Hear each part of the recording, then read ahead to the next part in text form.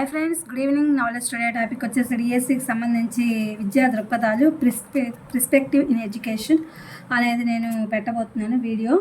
Rest of the topic విద్యా ధ్రువ ప్రక్రియలు అంటే విద్యను అర్జించే దాంట్లో, విద్య చెప్పే దాంట్లో వాటి యొక్క ప్రక్రియలు ఏ విధంగా ఉన్నాయి అనేది తెలుసుకుందాము.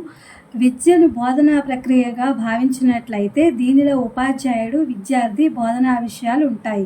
వీటి ఆధారంగానే విద్యను 3 విధాలుగా వర్గీకరించారు. ఫస్ట్ది ఏకధ్రువ ప్రక్రియ. దీనిలో ఉపాధ్యాయుడే ప్రధాన పాత్రధారుడు. విద్యార్థితో సంబంధం లేకుండా ఉపాధ్యాయుడే ఆధిపత్యం చెలాయిస్తాడు. ఇది చాలా పురాతన పద్ధతి. దీనికి ఉదాహరణ ఏంటంటే వేద విద్య. ద్విధ్రువ ప్రక్రియ అంటే ఇందులో 2 విధాలుగా మాత్రమే జరుగుతుంది విద్యా విధానం.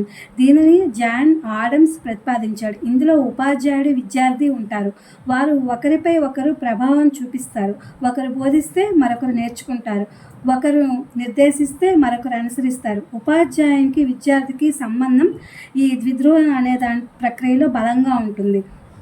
త్రిధ్రువ ప్రక్రియ. ఈ ద్విధ్రువత్వం సంతృప్తి చెందక జాండు ఈ త్రిధ్రువ ప్రక్రియను ప్రతిపాదించాడు. దీనిలో ఉపాధ్యాయుడు, విద్యార్థితో పాటుగా పాఠ్య విషయం ఉంటుంది. ఇది ఆధునిక పద్ధతి, అంటే ఇప్పుడు ప్రస్తుతం ఉన్న పద్ధతి. బోధన అభ్యసన ప్రక్రియలో ఉపాధ్యాయుడికి ఎంతటి ప్రాధాన్యత ఉందో విద్యార్థికి, సమాజానికి, సాంఘిక పరిస్థితులకు అంతే ప్రాధాన్యత కలని డ్యూయీ పేర్కొన్నాడు. ఇలా మనకి ఏకధ్రువ, ద్విధ్రువ, త్రిధ్రువ అనే ప్రక్రియలు ఉన్నాయి. ఇక్కడ చూడండి, ఉపాధ్యాయుడు ఫస్ట్ది, ఇది మామూలుగా ఏకధ్రువము. ఇది విద్యార్థి, ఉపాధ్యాయుడు కలిసి ఉంటాయి, ఇది ద్విధ్రువము.